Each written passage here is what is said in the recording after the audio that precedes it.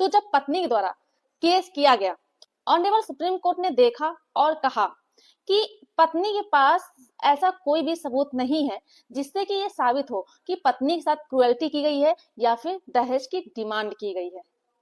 और कहा कि ये जो पत्नी है ये बहुत ही वेग और जनरल एलिगेशन लगा रही है अपने पति व पति के घर वालों के ऊपर, क्योंकि पत्नी ने ऐसी कोई भी चीज मेंशन नहीं की थी जिसमें ये पता चले कि पत्नी के साथ कब हैरासमेंट हुई थी, पत्नी के साथ कब क्रुएल्टी की गई थी। उसमें कोई भी टाइम, जगह, मैनर के बारे में नहीं बताया गया था। यानी कि पत्नी जो इल्जाम अपने पति व ससुराल वालों के ऊपर लगा रही है उसका कोई भी हिसाब किताब नहीं था, कोई भी स्पेसिफिक रीजन नहीं बताया गया था। पत्नी ने ऐसी कोई भी बात नहीं कही थी, कोई भी डिटेल्स नहीं दी थी जिसमें ये बताया गया हो कि पत्नी के साथ कब हैरासमेंट हुई है, कैसे हुई है, किनके द्वारा हुई है। ऐसी कोई भी बात केस में नहीं लिखी गई थी। तो ऑनरेबल सुप्रीम कोर्ट ने ये बात कही कि हम ये कैसे मान लें कि आप जो एफआईआर में लिखवा रही हैं ये एफआईआर सही है, आप जो कह रही हैं वो बात सच्ची है, या फिर क्या आपके साथ इस तरह से हेरासमेंट हुआ कि आप बेहोश हो गए, आपको कुछ याद ही नहीं है कि आपके साथ कब हेरासमेंट हुआ, कितने बजे हुआ, कितनी तारीख को हुआ। तो हम कैसे मान लें कि आपके साथ हेरासमेंट हुई है या फिर आपने जो एफआईआर लिखवाई है वो सही है। ये बात साफ दिख रही है कि आप अपने पति के प्रति लॉयल नहीं थी, ना ही आप अपने बच्चों के लिए लॉयल थी। पत्नी का दूसरे आदमियों से रिलेशनशिप था जिसकी वजह से वो अपने पति व अपने बच्चों को बार बार छोड़ करके भाग जाती थी। इस चीज को काफी लंबे समय से पति टॉलरेट भी कर रहा था, यानी कि सह भी रहा था। लेकिन सहन करने के बावजूद भी पत्नी लगातार वही चीजें करती चली आ रही, जिसकी वजह से पति बहुत ही ज्यादा परेशान हुआ। उसके बाद उसने डाइवोर्स लेने के लिए सोचा। तो पत्नी ने डाइवोर्स के केस के बारे में नहीं सोचा, उन्होंने क्या किया कि अपने पति व पति के घर वालों से बदला लेने के लिए सिर्फ इतने सारे केसेस कर दिए। तो जो ये एफआईआर की गई थी पत्नी के द्वारा, ये कोई जेन्युइन एफआईआर नहीं थी, ये सिर्फ बदला लेने के लिए एफआईआर की गई है। तो ऑनरेबल सुप्रीम कोर्ट ने पूरे केस को देखा और उसने ये चीज देखी कि इसमें जो गलती है तो वो गलती पत्नी की है, जो खुद अपने मैट्रिमोनियल रिलेशनशिप को नहीं निभा पा रही है, बल्कि जो लोग उनसे परेशान हैं उन्हें वो और ज्यादा परेशान कर रही हैं। अपने पति के प्रति लॉयल नहीं है, अपने बच्चों के प्रति लॉयल नहीं है और दूसरे आदमियों से संबंध रखे हुए हैं। और जब वो बहुत ज्यादा परेशान हो चुके हैं, अंतिम रास्ता डाइवोर्स का चुना है, तो वो डाइवोर्स के केस को ना देखते हुए सिर्फ बदला लेने के लिए उन्हें परेशान पे परेशान किए जा रहे हैं। साथ में ऑनरेबल सुप्रीम कोर्ट ने ये बात भी कही कि हमें तो ये चीज नहीं लगती है कि पति व पति के घर वालों के साथ आपके साथ हैरासमेंट किया गया, यानी पत्नी के साथ हैरासमेंट किया गया है। पत्नी सिर्फ अपनी गलतियों को छुपाने के लिए वो केस कर रही है जिसकी वजह से वो पति व पति के घर वालों को परेशान कर सके। साथ में पत्नी को क्रिटिसाइज किया और ये कहा कि 498A को इसलिए नहीं लाया गया था कि महिलाएं उस कानून को लेकर के पुरुष को परेशान करें, उन्हें ब्लैकमेल करें, उन्हें एक्सटॉर्शन करें।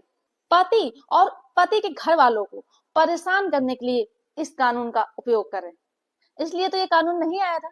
498A को अगर लाया गया था वो इसलिए लाया गया था कि जो महिलाएं जनरली परेशान होती हैं, जिन्हें पति व पति के घर वालों के द्वारा परेशान किया जाता है, तो उन्हें एक लीगल रेमेडी मिलनी चाहिए जिसका कि वो महिलाएं यूज कर सके और खुद को न्याय दिला सके और इज्जत के साथ अपना जीवन व्यतीत कर सके।